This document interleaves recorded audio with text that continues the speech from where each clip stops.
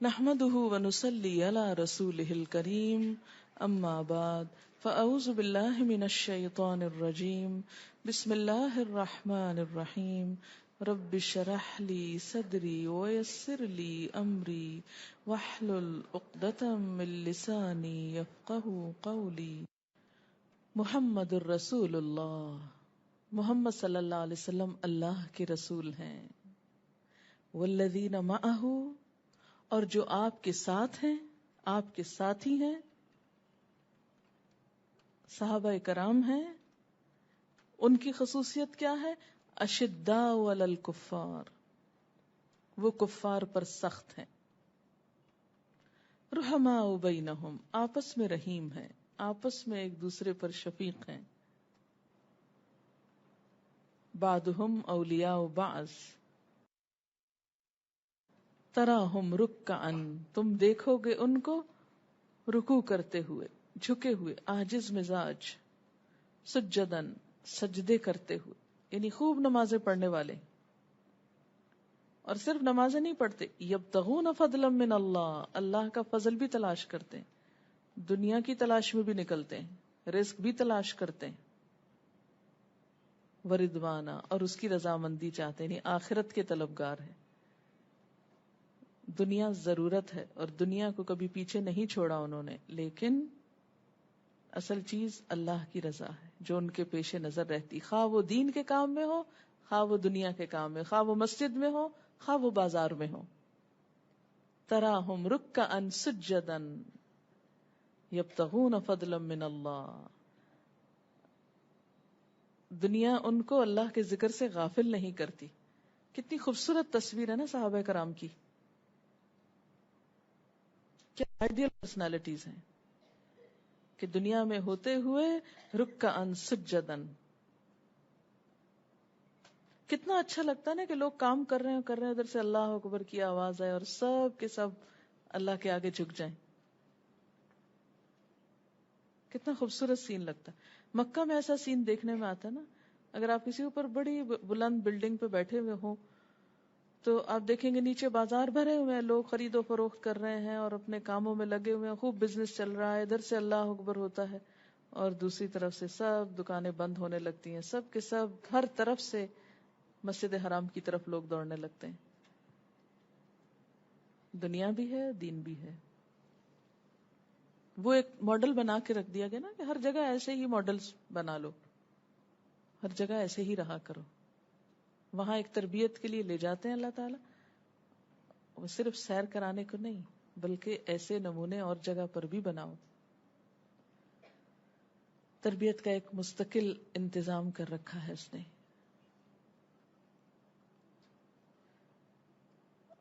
اور پھر آپ دیکھیں نا کہ تراہم رکعا سجدا یبتغون فضلا من اللہ ورضوانا، یہ جو رضوانہ ہے نا، اللہ کی رضامندی کی خواہش اور طلب، یہ ہر جگہ پر کچھ بھی کر رہے ہیں، خواہ وہ نماز میں ہو تو دکھاوے کی نماز نہ ہو، میں ہو تو دھوکہ بازی نہ ہو، اللہ کے بندوں کے ساتھ زیادتی نہ ہو. اور دین کا رنگ ان پر غالب رہتا ہے. سیماہم فی وجوہہم، ان کی علامات ان کے چہروں میں ہیں، وہ اپنے چہروں سے پہچانے جاتے ہیں. خدا خوفی، خدا محبت ان کے چہروں سے ٹپکتی. پرسکون چہرے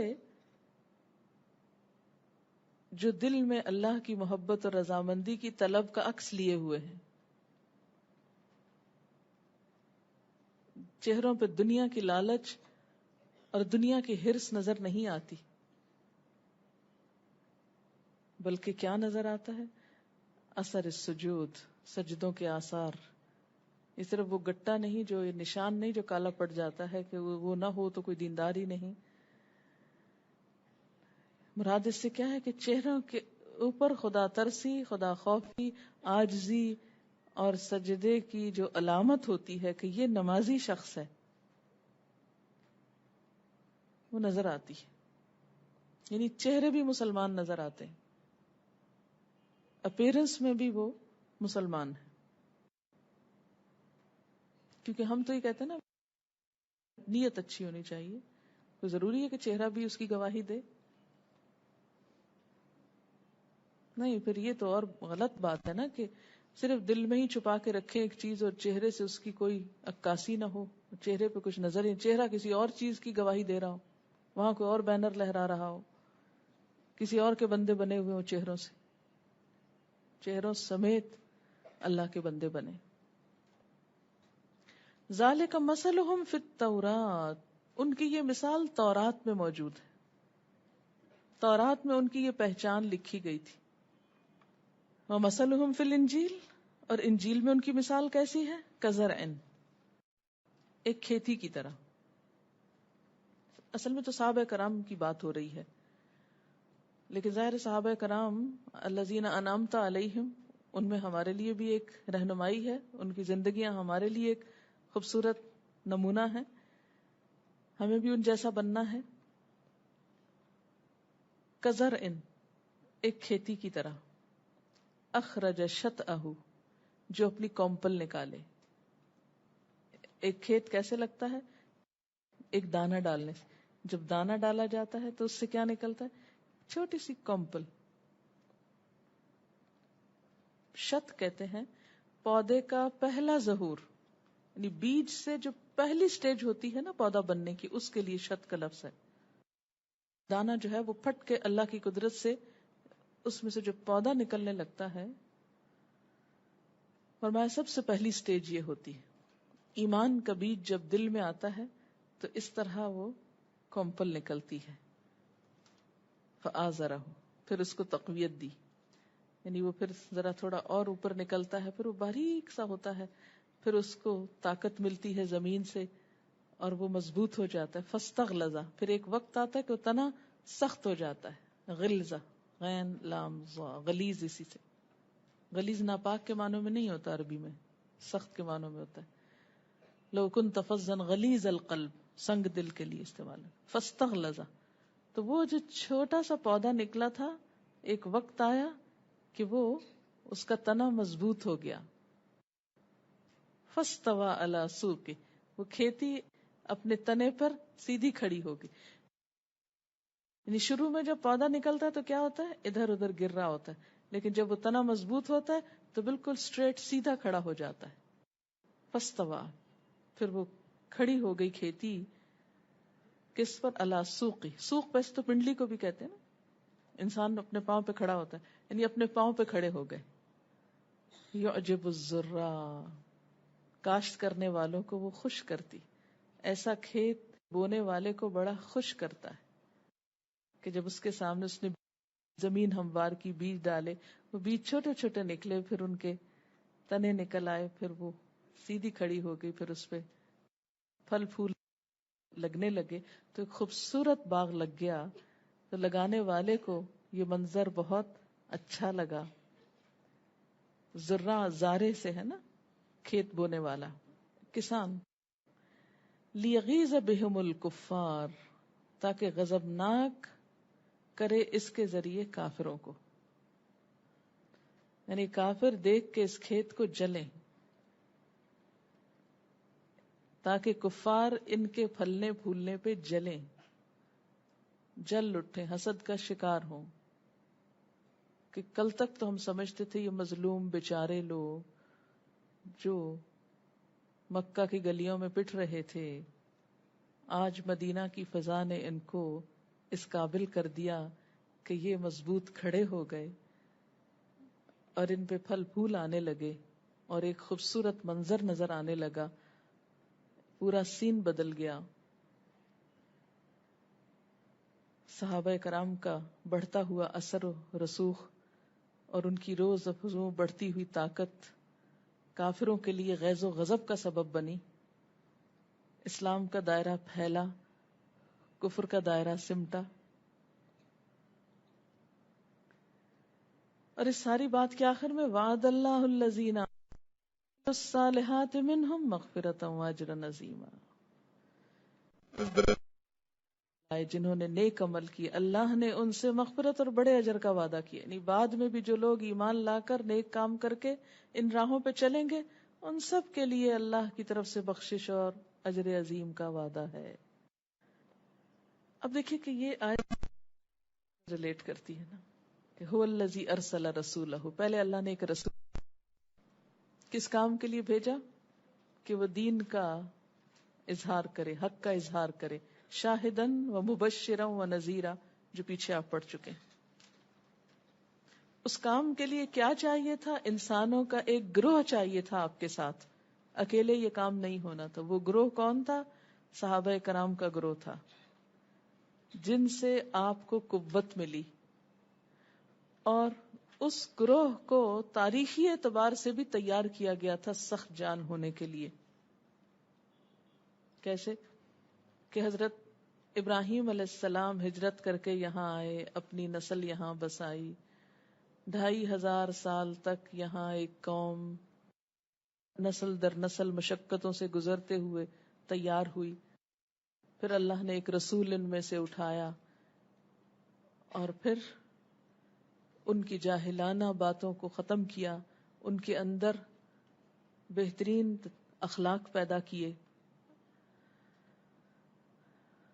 اور ان میں سے ایک ایک شخص ہیرو بن کے چمکا۔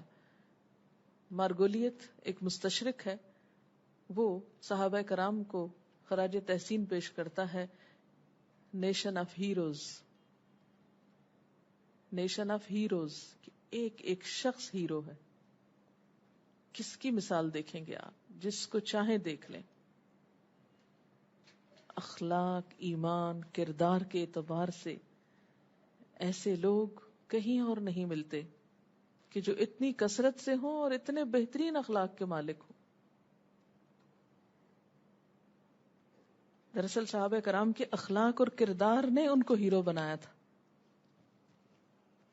تورات میں ان کے لیے قدسیوں کا لفظ آتا ہے، قدسی، پاک لوگ، سینٹس۔ دین کا مشن ایسے ہی لوگوں سے مکمل ہوتا ہے۔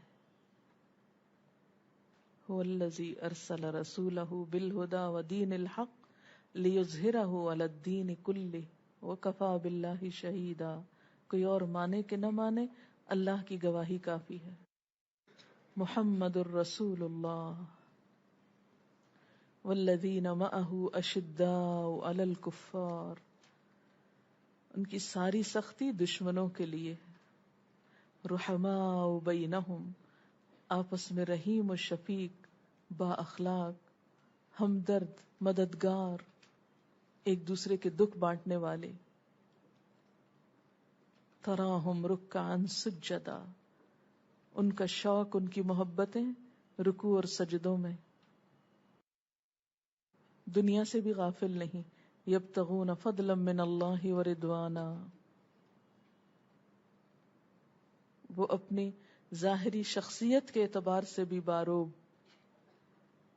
وہ دکھائی بھی اللہ والے دیتے ہیں، خواہ وہ دنیا میں رہتے ہیں۔ سیماہم فی وجوہہم من اثر السجود ذالک مثلہم فی التوراۃ ومثلہم فی الانجیل کزرع، ایک کھیت لگ گیا، اخرج شطأہ، ایک چھوٹی سی کومپل سے آغاز ہوا، فآزرہ، اللہ کے رسول صلی اللہ علیہ وسلم نے اس کھیت کی نگہبانی کی، اس کو قوت بخشی، ان کا تزکیہ کیا، ان کی تربیت کی، ان کی نشو و نما کی، جیسے ایک مالی پودوں کی نشو و نما کرتا ہے، کیئر کرتا ہے، ٹرمنگ کرتا ہے، زمین پہ مختلف طرح کے حملہ آور ہونے والے اور جڑوں کو کمزور کرنے والے عناصر کا خاتمہ کرتا ہے، ہر لحاظ سے پودے کا خیال کرتا ہے کہ باہر کی فضا سے یا اندر سے کوئی چیز اس کو نقصان نہ دے۔ اس کیئر کے ساتھ فاستغلظ، وہ کھیت مضبوط ہوتا چلا گیا، فاستوی علی سوقہ، ایک دن آیا کہ وہ اپنے پاؤں پہ کھڑا ہو گیا۔ اللہ کے رسول صلی اللہ علیہ وسلم نے دیکھا تو خوش ہو گئے، لیکن دشمنوں نے دیکھا تو غضبناک ہوئے۔ ایسا مضبوط گروہ کہ جب آپ دنیا سے چلے بھی گئے تو دنیا کا ایک بڑا علاقہ اسی گروہ کے ذریعے مسلمان ہوا۔ صحابہ کرام مدینہ میں بیٹھ کے آپ کی یاد میں آنسو نہیں بہاتے رہے یا صرف شعر نہیں پڑھتے رہے، پوری پوری زندگی جہاد کرتے ان کی گزر گئی۔ امام مالک کے استادوں میں ایک ربیعہ الرائی ہیں، ان کا واقعہ آپ نے پڑھا ہوگا کہ کس طرح انہوں نے 30-35 سال جہاد میں گزارے، اور اس وقت نکلے جہاد کے لیے کہ جب ان کی شادی ابھی ہوئی ہی تھی۔ چند ہی دن کے بعد جب واپس آئے تو دیکھا کہ ایک بہت بڑا عالم مسجد نبوی میں بیٹھا سبق پڑھا رہا ہے، درس دے رہا ہے، اور لوگوں کا ایک بڑا مجمع اس کے گرد ہے۔ وہ بھی جا کے اس عالم کی مجلس میں بیٹھ جاتے ہیں۔ بعد میں پتہ چلتا ہے یہ ان کے اپنے ہی بیٹے ہیں۔ جہاد پہ جانے کے بعد بچہ پیدا ہوا، ماں نے تربیت کی، بہت بڑا عالم بنایا، جو پلٹ کر آئے تو یہ پھل پایا۔ اس ماں نے شکوے شکایات میں زندگی بسر نہیں کی کہ مجھ پہ بڑا ظلم ہو گیا لہٰذا اب میں تو کچھ کر نہیں سکتی، اور یہ کیسا اسلام ہے کہ میرا شوہر پلٹ کے نہیں آیا۔ انہوں نے بہت بڑی بڑی قربانیاں دی، اور اس طرح ہم تک بھی دین پہنچا۔ انہی کی قربانیوں کا نتیجہ ہے کہ آج اس دین کے پھل ہم بھی کھا رہے ہیں۔ اگر وہ اس کو پھیلانے میں، اس کو سکھانے میں اپنی زندگیاں قربان نہ کرتے، تکلیفیں نہ اٹھاتے، تو نہ جانے ہم کہاں ہوتے۔ دیکھنے کی ضرورت یہ ہے کہ ہم کہاں کھڑے ہیں، ہمارے اندر ان صفات میں سے کتنی صفات ہیں کہ اشداء علی الکفار رحماء بینہم تراہم رکعا سجدا۔ ہماری نمازوں کا حال کیا ہے؟ اور یہ جو آپس میں رحماء بینہم تھے، اس کے لیے اللہ کے رسول صلی اللہ علیہ وسلم نے خاص طور پر کوشش کی کہ صحابہ کرام کے باہمی تعلقات بہت اچھے ہوں۔ قرآن پاک میں بھی جیسے حکم آیا، یا ایھا الذین آمنوا اصبروا وصابروا ورابطوا واتقوا اللہ لعلکم تفلحون۔ اے ایمان والو، صبر سے کام لو، ایک دوسرے کو صبر پہ تھام کے رکھو، اور آپس میں رابطہ رکھو، رابطوا واتقوا اللہ، اور تقوی رکھو اللہ کا، لعلکم تفلحون۔ پھر آپ دیکھیں کہ سورۃ انفال میں آتا ہے، ان الذین آمنوا وہاجروا وجاہدوا باموالہم وانفسہم فی سبیل اللہ والذین آووا ونصروا اولئک بعضهم اولیاء بعض۔ ایک نیا رشتہ جنم لیا، ایک نیا رشتہ وجود میں آیا کہ کچھ لوگ ہجرت کر کے مدینہ پہنچے اور کچھ لوگوں نے آنے والوں کو پناہ دی۔ فرمایا اولئک بعضهم اولیاء بعض، یہی دراصل ایک دوسرے کے دوست ہیں، مددگار ہیں۔ اور اس کے مقابلے میں کافروں کو آپس میں ایک دوسرے کا دوست قرار دیا، دو گروہ بن گئے، دو رشتے قائم ہو گئے، ایک ایمان کی بنیاد پہ تھا اور ایک کفر کی بنیاد پر۔ والذین کفروا بعضهم اولیاء بعض۔ سورۃ انفال میں والذین آمنوا وہاجروا وجاہدوا فی سبیل اللہ والذین آووا ونصروا اولئک هم المؤمنون حقا۔ جو لوگ ایمان لائے، جنہوں نے اللہ کی راہ میں گھر بار چھوڑے اور اللہ کی راہ میں جہاد کیا، اور وہ جنہوں نے آنے والوں کو پناہ دی اور ان کی مدد کی، وہی سچے مومن ہیں۔ یعنی گھر چھوڑنے والے بھی اور پناہ دینے والے بھی۔ اور پھر ان کے درمیان جو باہم محبت تھی، الف بین قلوبہم۔ اللہ تعالیٰ خاص طور پر نبی صلی اللہ علیہ وسلم سے فرماتے ہیں، هو الذی ایدک بنصرہ وبالمؤمنین۔ اللہ نے آپ کی مدد فرمائی اپنی مدد کے ساتھ اور مومنوں کے ساتھ، یعنی صحابہ کرام کے ساتھ۔ وَأَلَّفَ بَيْنَ قُلُوبِهِمْ۔ انصار و مہاجرین کے درمیان اتنی محبت، اتنی الفت کہ دنیا میں اس کی مثال نہیں ملتی۔ آج ہمارا حال کیا ہے اس کے برعکس؟ ہماری محبتوں کی بنیاد کیا ہے؟ ایمان؟ پھر کامیابی کیسے ہو؟ نبی صلی اللہ علیہ وسلم نے فرمایا، لا تؤمنوا حتی تحابوا۔ تم اس وقت تک مومن نہ ہوگے جب تک آپس میں ایک دوسرے سے محبت نہ کرو گے۔ تم اس وقت تک مومن نہ ہوگے جب تک آپس میں ایک دوسرے سے محبت نہ کرو گے۔ اور ایمان کی تکمیل کیسے ہوتی ہے؟ من احب للہ و ابغض للہ و اعطى للہ و منع للہ فقد استکمل الایمان. جس نے اللہ کے لیے محبت کی، اللہ کے لیے بغض کیا، اللہ کے لیے دیا، اللہ کے لیے روک لیا، اس نے ایمان مکمل کر لیا. یعنی جب تک ہمارے باہم تعلقات اللہ کی خاطر نہ ہو جائیں، کسی کو دینا ہے کسی کو نہیں دینا، کسی کو چاہنا ہے کسی کو نہیں چاہنا، اس کو دیکھ کر اس کی خوشی میں، جب تک یہ نہ ہو ایمان مکمل نہیں ہوتا. کیوں؟ اس لیے کہ دوستی اور دشمنی انسان کے سارے اعمال پہ اثر انداز ہوتی. حدیث ہے، ایک دفعہ رسول اللہ صلی اللہ علیہ وسلم صحابہ کرام کے پاس آئے اور پوچھا، جانتے ہو اعمال میں کون سا عمل اللہ تعالیٰ کو سب سے زیادہ پسندیدہ ہے؟ کسی نے نماز کی بات کی، کسی نے زکوٰۃ کا کہا، کسی نے جہاد کی بات کی. آپ صلی اللہ علیہ وسلم نے فرمایا، صرف اللہ کے لیے محبت اور اللہ کے لیے دشمنی اللہ کے نزدیک تمام اعمال سے محبوب ترین ہے. نماز، روزے، جہاد، ہر چیز سے بڑھ کر اجر ہے کس کا؟ اللہ کے لیے کی جانے والی محبت اور دوستی کا. اور ہماری زندگیاں ان جذبات سے بالکل ہی خالی ہو گئی. ہم تو دین کے نام پہ بھی مشین بنتے جا رہے ہیں. احساسات اور جذبات سے خالی انسان، تو دین کی خدمت کیا ہوگی؟ ایک دفعہ حضرت ابو ذر رضی اللہ تعالی عنہ کو مخاطب کرتے ہوئے آپ صلی اللہ علیہ وسلم نے سوال کیا، ایمان کی کون سی کڑی مضبوط ترین ہے؟ جواب دیا، خدا اور اس کا رسول صلی اللہ علیہ وسلم زیادہ بہتر جانتے ہیں. آپ نے فرمایا، اللہ کی راہ میں دوستی اور اسی کی راہ میں محبت اور دشمنی. یہ ایمان کی مضبوط ترین کڑی. کیونکہ جب تک اس بنیاد پہ کسی سے محبت نہ ہو، کسی سے دوستی نہ ہو، تعلق نہ ہو، آپ پھسلیں گریں گڑھے میں، کوئی پوچھے گا بھی نہیں آپ کو آپ کہاں گئے، آپ ایمان پہ ہیں یا کفر پہ ہیں یا کہیں اور کسی چیز پر ہیں. لیکن اگر اللہ کی خاطر محبت ہوگی تو وہ آپ کو پھسلنے نہیں دے گا، وہ تڑپ اٹھے گا کہ آپ دین کے راستے میں پیچھے ہو جائیں، آپ کے اندر کوئی برائی اور کوئی خرابی جنم لینے لگے، وہ آپ کو پیچھے نہیں جانے دے گا، وہ تھام لے گا آپ کو. یعنی دین پر قائم رہنا ممکن ہی نہیں جب انسان تنہا ہو. یہ بات اپنی ذہن میں لکھ لیجئے ہمیشہ کے لیے کہ آپ تنہا دین پہ قائم رہ ہی نہیں سکتے، رہ ہی نہیں سکتے.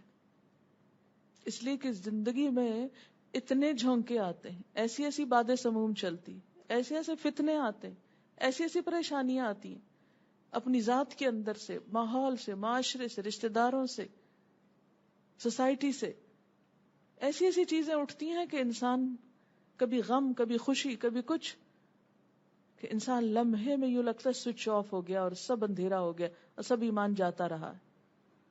ایسے میں کس کی ضرورت ہوتی ہے؟ ان دوستوں کی ضرورت ہوتی ہے جن سے انسان اللہ کی خاطر محبت کرتا ہے. ان کے پاس چند لمحے گزار کر دل و دماغ روشن ہو جاتا ہے، انسان اپنی پھر اصلی حالت پہ پلٹ آتا ہے. لیکن ہم اس چیز کی ضرورت کو سمجھتے ہی نہیں. ہم سمجھتے ہیں صرف قرآن کا لفظی ترجمہ رٹ لیا، ٹیسٹ پاس کر لیے، بڑے اچھے نمبر لے لیے، ہم بڑے پکے مومن ہو گئے. ہمارا سارا غم کیا اگر ایک آدھ نمبر کم آ گیا. کسی انسان کے ساتھ انسانی تعلق، اس کے ساتھ دین کے نام پر جذباتی وابستگی، وہ سب کچھ خود غرضی میں بدل جاتا ہے. تو ایمان نام ہے اس چیز کا کہ محض خون کے رشتے نہیں، دین کے رشتے بھی جو تھامے رکھیں آپ کو. کیوں اللہ کے رسول صلی اللہ علیہ وسلم کو سورۃ الکہف میں کہا گیا وَاصْبِرْ نَفْسَكَ مَعَ الَّذِينَ يَدْعُونَ رَبَّهُمْ بِالْغَدَاةِ وَالْعَشِيِّ يُرِيدُونَ وَجْهَهُ وَلَا تَعْدُ عَيْنَاكَ عَنْهُمْ. روک کے رکھیے اپنے آپ کو ان لوگوں کے ساتھ پر جو صبح شام اپنے رب کو پکارتے ہیں اور اس کی خوشنودی کے طالب ہیں. آپ تو اللہ کے نبی ہیں، آپ کے پاس تو جبریل علیہ السلام آتے ہیں، فرشتے آتے ہیں، آپ کو تو اللہ کی دوستی حاصل ہے، فرشتوں کی دوستی حاصل ہے، آپ کو انسانوں کی دوستی کا کیا فائدہ؟ نہیں، ایسا نہیں. آپ کو بھی کہا جا رہا ہے وَاصْبِرْ نَفْسَكَ، باندھ کے رکھیے اپنے آپ کو، جوڑ کے رکھیے اپنے آپ کو ان لوگوں کے ساتھ. کون ہیں وہ لوگ؟ یریدون وجہ، جو اللہ کی رضا چاہتے ہیں اور انہیں کچھ غرض نہیں اور کچھ واسطہ نہیں، اور انہیں آپ سے کچھ بھی نہیں چاہیے، کوئی صلہ نہیں چاہیے، کوئی مال نہیں چاہیے، کوئی جائیداد نہیں چاہیے، کوئی لالچ نہیں ان کو. یریدون وجہ، وہ اس تعلق میں صرف اللہ کی رضا چاہتے ہیں، ان کو نہ چھوڑیے.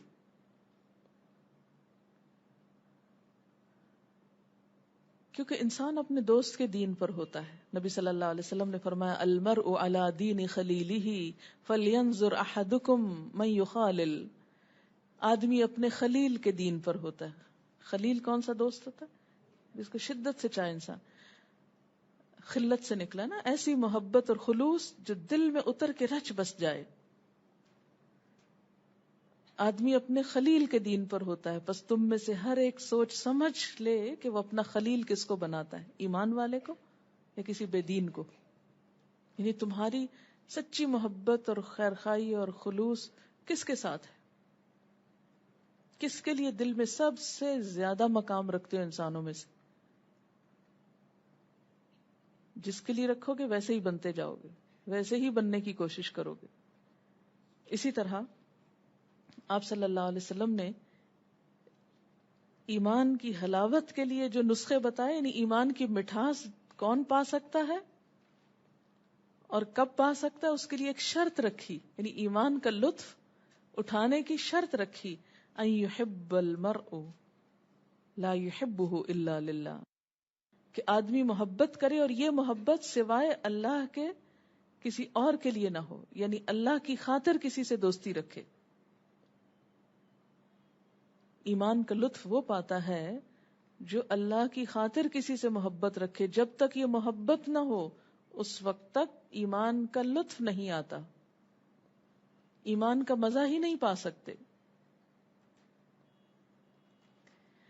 ایسے ہی لوگوں کے لیے پھر خوشخبریاں. حضرت معاذ بن جبل کہتے ہیں میں نے سنا اللہ کے رسول صلی اللہ علیہ وسلم نے فرمایا وجبت محبتی، میری محبت واجب ہو گئی. کن کے لیے؟ للمتحابین فیہ، میری خاطر آپس میں محبت کرنے والوں کے لیے. المتجالسین فیہ، میری خاطر ایک دوسرے کے ساتھ بیٹھنے والوں کے لیے. والمتزاورین فیہ، میری خاطر ایک دوسرے سے ملاقات کرنے والوں کے لیے، زیارت کرنے والوں کے لیے. والمتبازلین فیہ، میری خاطر ایک دوسرے پر مال خرچ کرنے والوں کے لیے. یعنی جو اکٹھے بیٹھتے ہیں اللہ کی محبت میں، جو ایک دوسرے کو وزٹ کرتے ہیں اللہ کی محبت میں، جو ایک دوسرے پہ اپنا مال خرچ کرتے ہیں اللہ کی محبت میں. کیونکہ قدرتی بات ہے کہ جس سے انسان کو محبت ہوتی ہے انسان چاہتا ہے کہ اس کی کمپنی اس کو ملے، اس سے ملنے کے لیے جائے اور پھر اس پر اپنا مال خرچ کرے. اور ایسے لوگ قیامت کے دن عرش الہی کے سائے تلے ہوں گے جب کسی کو دوسرے کا ہوش نہ ہوگا، جب اپنے خون کے رشتے بھاگیں گے. یوم یفر المرء من اخیہ و امہ و ابیہ، جب ماں باپ بہن بھائی اولاد بیوی سب بھاگ جائیں گے، اس وقت ایسے لوگ عرش الہی کے سائے تلے ہوں گے بے خوف امن میں. الاخلاء یومئذ بعضهم لبعض عدو الا المتقین یا عباد لا خوف علیکم اليوم ولا انتم تحزنون. دوست آج کے دن ایک دوسرے کے دشمن بن جائیں گے سوائے متقین کے. اے میرے بندو تم پر آج کوئی خوف نہیں اور نہ تم غمگین ہوگے. صحابہ کرام کہتے ہیں کہ جس دن آپ صلی اللہ علیہ وسلم نے یہ بات فرمائی اس سے زیادہ خوشی کا کوئی اور دن نہ تھا ہماری زندگی میں. اور وہ بات کیا تھی؟ المرء مع من احبہ، انسان قیامت کے دن اسی کے ساتھ اٹھایا جائے گا جس سے وہ محبت کرتا ہوگا. قیامت کے دن انسان اسی کے ساتھ اٹھے گا جس سے وہ محبت رکھتا ہوگا، خواہ کتنے ہی فاصلے کیوں نہ ہو دنیاوی اعتبار سے. قیامت کے دن انسان اسی کے ساتھ اٹھے گا جس سے وہ محبت رکھتا ہوگا، خواہ کتنے ہی فاصلے کیوں نہ ہو دنیاوی اعتبار سے، زمان و مکان، دنیاوی سٹیٹس، علم اور بہت سی چیزوں میں کتنا ہی فرق کیوں نہ ہو. بعض اوقات ایسا ہوتا ہے نا کہ آپ جس سے محبت رکھتے ہیں وہ ہو سکتا ہے دنیاوی اعتبار سے بہت فرق ہو آپ میں اور اس میں. ایک بلال حبشی ہوں اور دوسرے عبد الرحمن بن عوف ہوں، علم میں بہت فرق ہو سکتا ہے، جغرافیائی فاصلے بہت ہو سکتے ہیں، لیکن قیامت کے دن یہ سب چیزیں ایک طرف کر دی جائیں گی. اور ایسے لوگ خواہ دنیا کے کسی بھی خطے میں ہو، وقت یا زمانے کے کسی بھی حصے میں ہو، ان کو اکٹھا اٹھایا جائے گا. اسی لیے ایک شاعر کا شعر ہے، احب الصالحین ولست منہم، میں نیک لوگوں سے محبت کرتا ہوں حالانکہ میں ان میں سے ہوں نہیں. میں خود تو نیک نہیں ہوں لیکن نیک لوگوں سے محبت رکھتا ہوں. لعل اللہ یرزقنی صلاحا، اس امید پر کہ اللہ مجھے بھی کوئی نیکی نصیب کرے گا، مجھے بھی کبھی توفیق ہو جائے گی ان کی مجلس میں کوئی نیک کام کرنے کی. حدیث میں آتا ہے لو ان عبدین تحابا فی اللہ عز وجل، واحد فی المشرق وآخر فی المغرب، یجمع اللہ بینہما یوم القیامہ، کہ ان میں سے اگر ایک مشرق میں رہتا اور دوسرا مغرب میں رہتا ہو تو قیامت کے دن اللہ تعالیٰ ان کو اکٹھا کر دیں گے. یقول ھذا الذی کنت تحبہ فیا، اللہ تعالیٰ ان کو اکٹھا کر کے ساتھ لا کے فرمائیں گے یہ وہ ہے جس سے تم میری خاطر محبت رکھتے تھے، آج دیکھو میں نے تمہیں جمع کر دیا. اور عرش الہی کے سائے تلے فرمایا رجلان تحابا فی اللہ اجتمعا علیہ وتفرقا علیہ، وہ دو آدمی ہوں گے جنہوں نے اللہ کے لیے باہم محبت کی ہوگی، اسی کے لیے اکٹھے ہوئے، اسی کے لیے الگ ہوئے. اکٹھے ہوئے تو اس کے نام پر، اور اگر الگ ہوئے تو اسی کے کام سے. ان پر خدا کی رحمت ہو. آپ صلی اللہ علیہ وسلم نے یہ بھی فرمایا ان اللہ تعالی یقول یوم القیامہ این المتحابون فی بجلالی اليوم اظلهم فی ظلی یوم لا ظل الا ظلی، کہاں ہیں وہ جو میری عظمت کی خاطر آپس میں محبت کرتے تھے، آج کے دن میں انہیں اپنے سائے میں جگہ دوں گا، آج کے دن سوائے میرے سائے کے کوئی سایہ نہ ہوگا. اللہ کے سائے کے سوا کوئی سایہ نہ ہوگا. کہاں ہیں وہ جو میری خاطر باہم محبت کرتے تھے، میں ان کو اپنے سائے تلے جگہ دوں.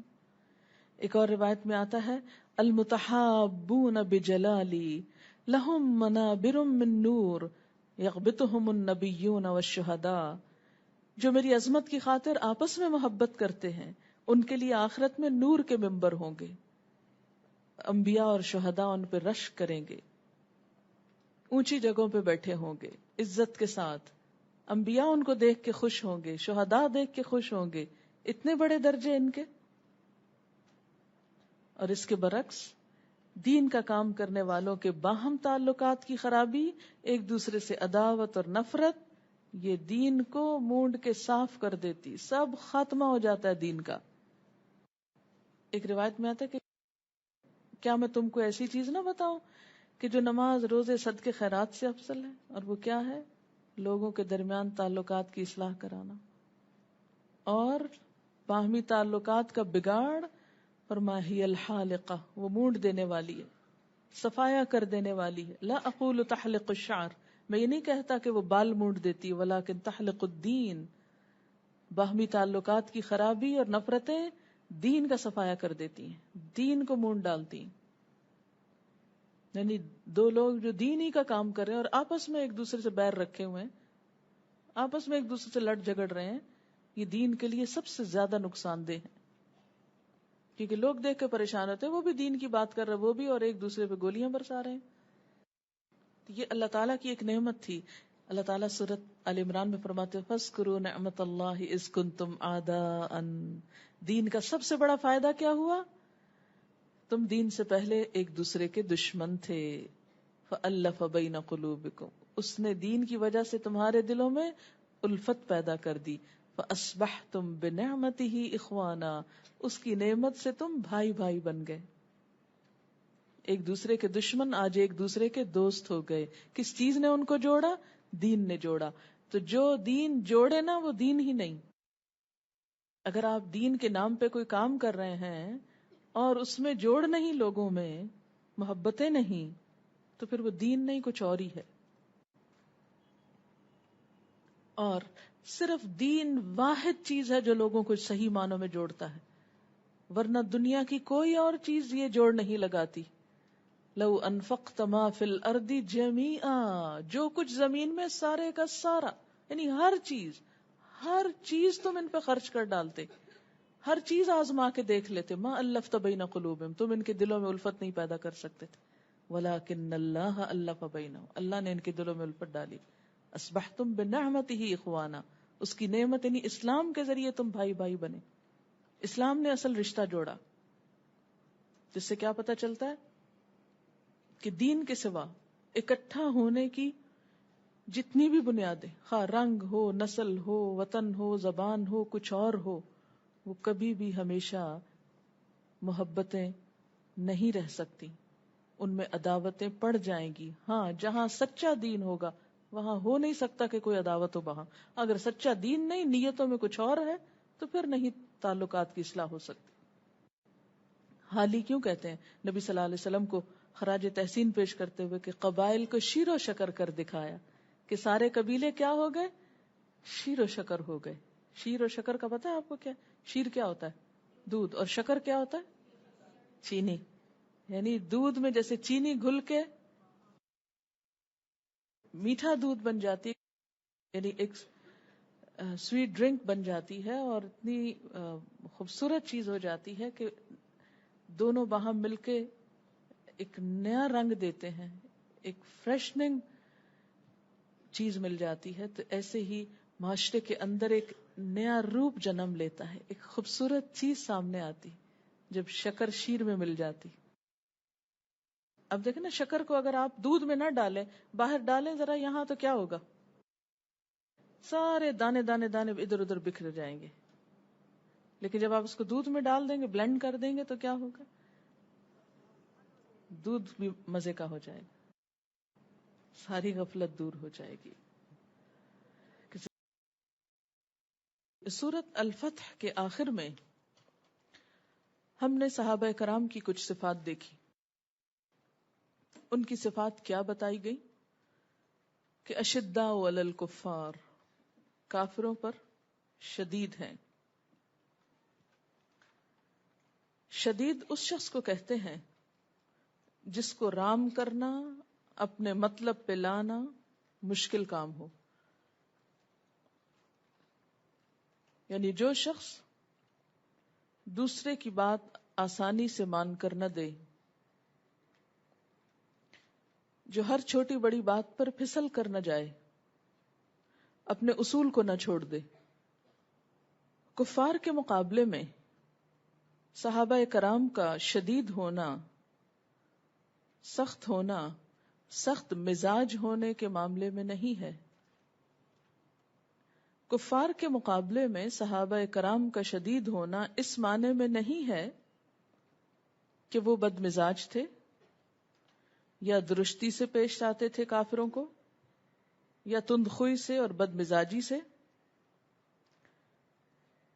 بلکہ اس کا مطلب یہ ہے کہ وہ اپنے ایمان میں بہت مضبوط تھے، اپنے اصولوں کے پکے تھے،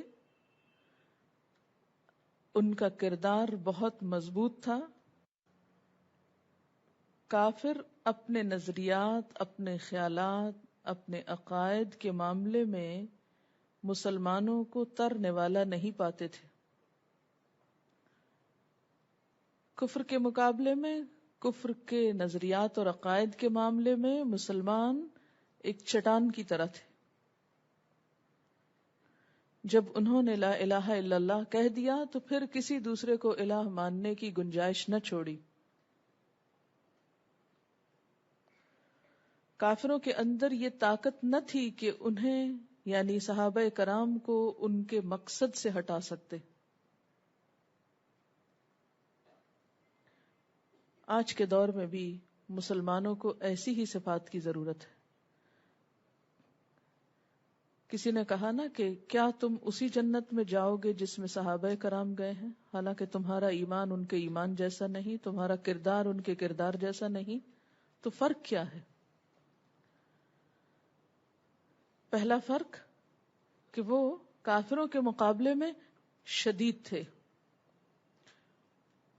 مجھے ایسے ہی غلط فہمی ہوئی کہ شاید آپ نے شدید کا معنی کہیں بد اخلاق اور بد مزاج نہ لے لیا ہو، کہ وہ کافروں سے بہت سختی سے اور بد مزاجی سے پیش آتے تھے. اسلام ہمیں ایسی تعلیم نہیں دیتا، اور نہ ہی صحابہ کرام ایسے تھے، اس لیے کہ انہوں نے اللہ کے رسول صلی اللہ علیہ وسلم کو کبھی ایسا کرتے ہوئے نہیں دیکھا تھا. انسان بد اخلاق ہوئے بغیر فرم طریقے سے اپنی بات پہنچا سکتا ہے. اس کے بعد دوسری صفت ان کی رحماء بینہم، آپس میں بہت رحیم اور شفیق تھے، ایک دوسرے کے لیے بہت مہربان تھے، ایک دوسرے کے لیے نرم، رحیم، ہمدرد اور غم گسار. ان کے باہمی تعلقات بہت اچھے تھے. کیا رحیم ہونے کا مطلب یہ ہے کہ نرم نرم باتیں کرتے رہتے ہیں ایک دوسرے سے؟ رحماء بینہم کا مطلب کیا ہے؟ آپس میں ایک دوسرے پر رحیم ہیں.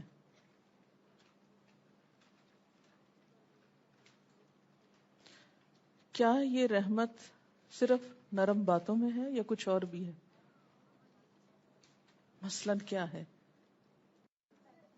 بنیادی طور پر یہ صرف پولائٹنس کے معنوں میں نہیں ہے. مثلاً آپ دیکھیے کہ ڈاکٹر مریض کے لیے بڑا رحیم ہے، مہربان ہے، تو اس رحمت میں کیا کچھ کرتا ہے؟ نرمی سے بات تو کرتا ہی ہے، لیکن اس کے علاوہ بھی دوسرے کے فائدے کے لیے کچھ کرتا ہے. ماں اپنے بچے کے لیے بڑی ہی رحیم ہستی ہوتی ہے، لیکن بچے کی اصلاح کے لیے کیا صرف محبت بھرے ڈائلاگ بولتی رہتی ہے یا کچھ اور بھی کرتی؟ اور جب ماں ڈانٹتی ہے تو رحیم نہیں ہوتی. تو پھر رحماء بینہم سے مراد کیا ہوا؟ بنیادی طور پر تو خیرخواہی مقصود ہے، اس میں مزاج کی نرمی اور شفقت اور محبت اور وہ سب چیزیں آ جاتی ہیں، لیکن اصل چیز خیرخواہی ہے، دوسرے کے بارے میں کنسرنڈ ہونا. جیسا کہ آپ صلی اللہ علیہ وسلم کی احادیث سے پتہ چلتا ہے کہ مومن مومن کا بھائی ہے، لا یظلمہ ولا یسلمہ، نہ وہ اس پہ ظلم کرتا ہے نہ اس کا ساتھ چھوڑتا ہے. یعنی اس سے بے نیازی نہیں برتتا، کنسرنڈ ہوتا ہے. یہاں ایک واقعہ میں آپ کے سامنے رکھنا چاہوں گی. واقعہ یہ تھا کہ امریکہ کے ایک دفتر میں ایک شخص پروف ریڈنگ کا کام کرتا تھا. 30 سال سے وہ اس دفتر میں کام کر رہا تھا. روز صبح سب سے پہلے آتا، شام سب سے بعد جاتا، اور بہت انہماک سے وہ کام کرتا، اور عموماً اس کی پروف ریڈنگ میں کوئی غلطی نہیں پائی جاتی تھی کیونکہ بہت انوالو ہو کے کام کرتا. ایک روز اسی کرسی پہ بیٹھے بیٹھے اس کو ہارٹ اٹیک ہوا اور اس کا انتقال ہو گیا. 5 دن تک وہ اس کرسی پر بیٹھا رہا اور دفتر کے کسی شخص کو علم نہیں ہوا.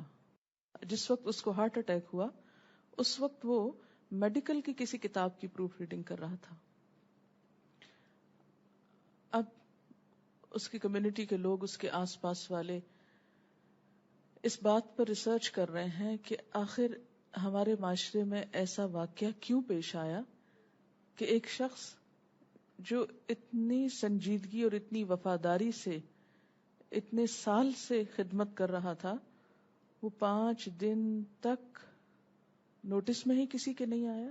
اور وہ کوئی تنہا نہیں بیٹھا ہوتا تھا، جیسے دفتر میں، اخباروں کے دفتر میں یا کسی بھی ایسے ادارے میں جو نشر و اشاعت کا ہوتا ہے، لیکن کسی نے نوٹس نہیں لیا، کسی نے دیکھا نہیں. اس کے گھر والے کہاں تھے جنہوں نے یہ نہیں پوچھا؟ اس کے بچے، اس کی بیوی، اس کے اور رشتہ دار، کیونکہ ایک دن نہیں 5 دن تک وہ شخص کسی کی بھی ضرورت نہیں تھا کہ کوئی اس کے بارے میں پوچھتا کہ وہ کہاں ہے. اور جس دفتر میں وہ بیٹھا ہے کسی کو احساس نہیں کہ اس نے کھایا ہے، پیا ہے، بیٹھا ہے، کام کر رہا ہے. کیوں ایسی بے نیازی؟ ٹھیک ہے وقت کی قیمت ہے، لیکن انسان اس سے زیادہ قیمتی چیز ہے.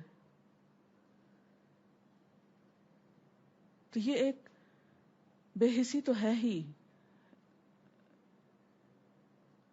لیکن سوچنے پر مجبور کرتی ہے کہ باہمی تعلقات کی جو تصویر اسلام پیش کرتا ہے کہ رحماء بینہم، کیونکہ صحابہ کرام وہ چنے ہوئے لوگ ہیں جن کے بارے میں قرآن میں سرٹیفکیٹ دے دیا گیا کہ رضی اللہ عنہم ورضوا عنہ، اللہ ان سے راضی ہو گیا اور وہ اللہ سے راضی ہو گئے.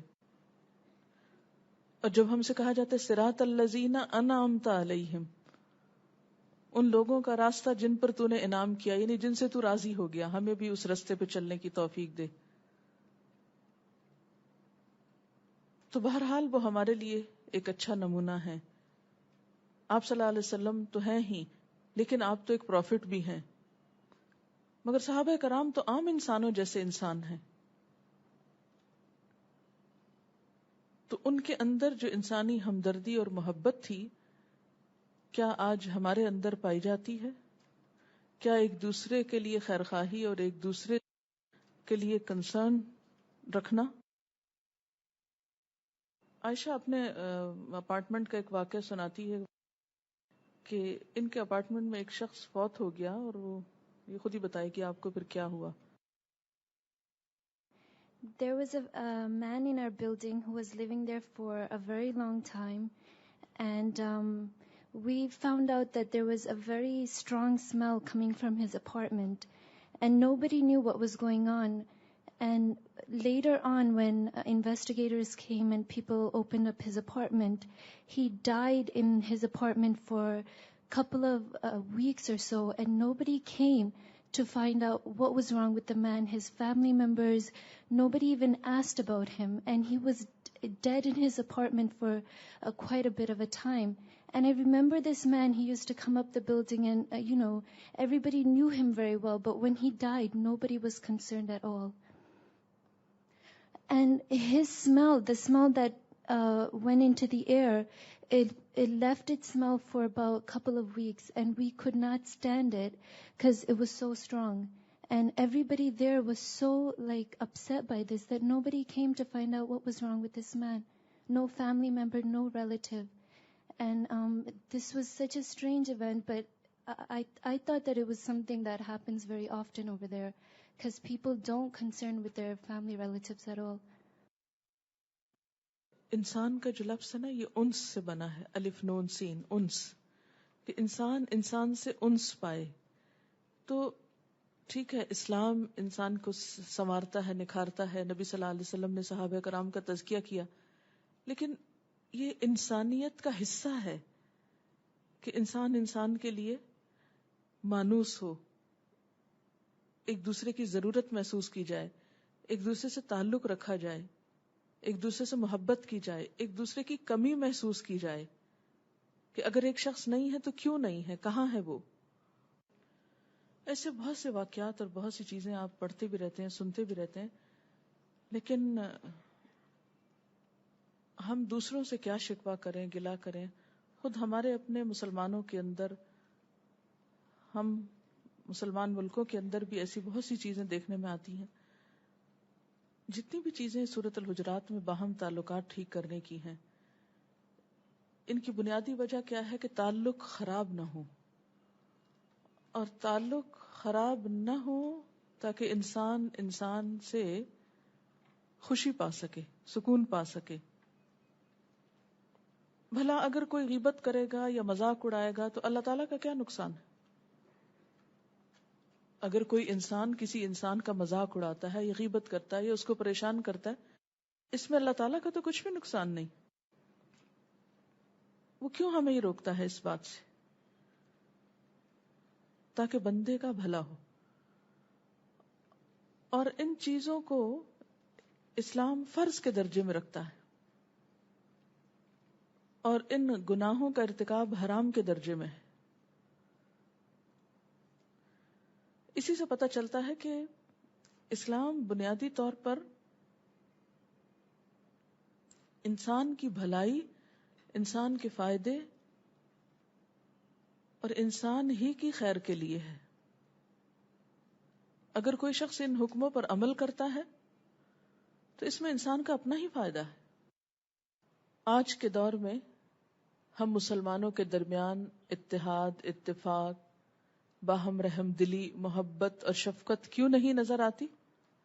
اس لیے کہ ہم ان صفات سے خالی ہیں جو صحابہ کرام کے اندر پائی جاتی تھی. اور پھر آپ دیکھیے کہ باہم رحیم و شفیق ہونے کے باوجود وہ اپنی نمازیں نہیں چھوڑ دیتے تھے. ہمارے ہاں کیا کانسیپٹ ہے کہ اگر آپ خدمت خلق کرتے ہیں، انسانوں کی مدد کرتے ہیں، سوشل ورک کرتے ہیں، تو پھر نماز کی کوئی خاص ضرورت نہیں رہتی، کیونکہ اب آپ کی نجات کے لیے یہی کافی.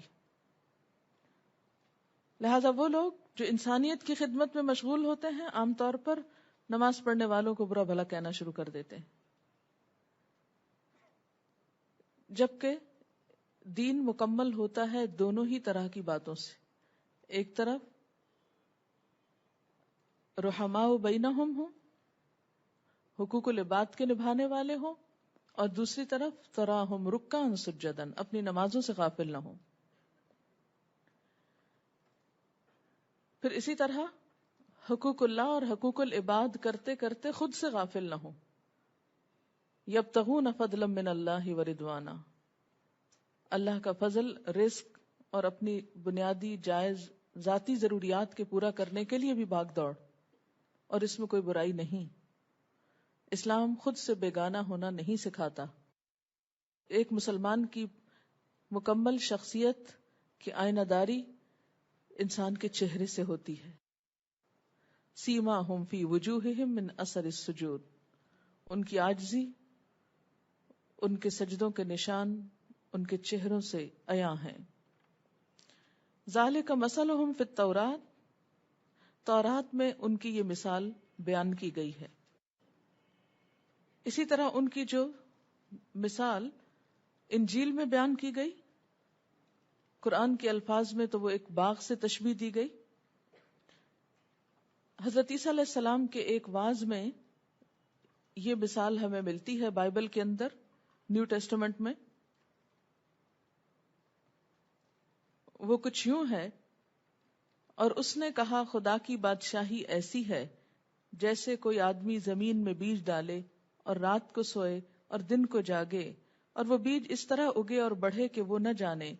زمین آپ سے آپ پھل لاتی ہے، پتی، پھر بالیں، پھر بالوں میں تیار دانے.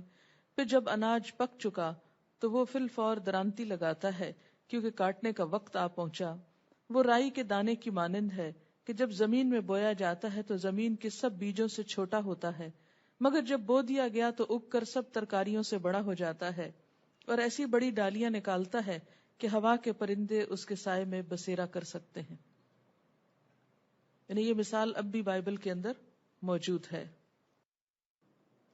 رحماء بینہم کے لیے اگر معاشرے میں معاملات کیے جائیں تو ہم یوں کر سکتے ہیں کہ مثلا سبزی والا ہے، کوئی غریب ٹھیلے والا ہے، آپ کچھ لین دین کرتے ہیں تو ہمیں ان سے زیادہ بھاؤ نہیں کرنا چاہیے. انہوں نے بڑی اچھی بات لکھی ہے کہ ہم عموماً بچت کرتے ہیں غریب ٹھیلے والوں سے، کہ اگر سبزی خرید رہے ہیں ان سے، اور کیوں خرید رہے ہیں کہ فریش ہے دکان کی نسبت، کہ ابھی لائے ہیں منڈی سے، تو پھر کیا کرتے ہیں کہ چونکہ غریب ہے دبا سکتے ہیں، اس لیے اس سے کم کرا کے بیچارے کو چار آنے منافع دینا بھی مشکل بات سمجھتے.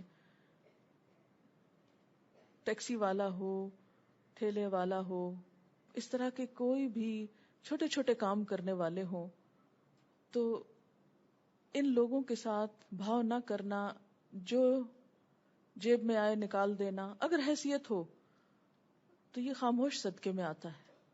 ایسے شخص پر آپ عنایت کر رہے ہیں کہ جسے شاید آپ دوبارہ دیکھیں بھی نہیں. ایک فقیر مثلا جو آپ کی گلی میں ہر ہفتے آتا ہے تو وہ تو بار بار آپ اس کو دیکھتے رہتے ہیں, وہ آپ کو پہچان جاتا ہے, پھر وہ اگر آپ کہیں رستے میں دیکھے سلام کر سکتا ہے, کسی نہ کسی طرح تعریفی نظروں سے آپ کا شکریہ ادا کر دے گا. لیکن ایک ایسا راہ چلتا ٹھیلے والا یا رکشے والا, یہ لوگ ہو سکتا ہے پھر زندگی میں آپ کو دوبارہ نظر نہ آئے, یہ آپ کو کبھی شکریہ بھی نہ بول سکے.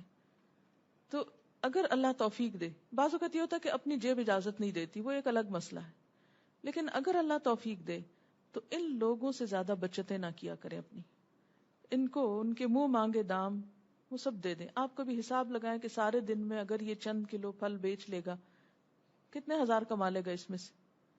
کچھ بھی نہیں, سارا دن دھوپ میں کھڑا ہے. انہوں نے پھر لکھا ہے کہ اگر ایسے لوگوں سے رحم کا معاملہ نہ کیا جائے تو بسا اوقات یہی لوگ کام سے بیزار ہو کر کام چھوڑ دیتے ہیں اور بیکاری میں غربت میں تنگ آ کر چور ڈاکو بن جاتے ہیں. جی ہاں, نشہ کرنے لگ جائیں گے پریشانیوں سے تنگ آ کر. تو ان لوگوں کو انڈائریکٹلی ہیلپ کریں. آپ کبھی کر کے دیکھیں, آپ اتنا سکون محسوس کریں گے, اتنی خوشی ہوگی کہ شاید کسی اور جگہ صدقہ کر کے آپ کو اتنی خوشی نہ ہو کہ آپ نے کیا اور آپ گئے, ختم, پتہ ہی نہیں. مجھے کہتے ہیں نا, نیکی کر دریا میں ڈال. اگر ہم حقیقی معنوں میں رحماء بینہم ہے نا, تو ہم صرف سامنے والے کو ہی خوش نہیں کریں گے, ہم اس کا بھی دھیان رکھیں گے, اس کو بھی پروٹیکٹ کریں گے جو سامنے نہیں, اس کی بھی لائلٹی رکھیں گے.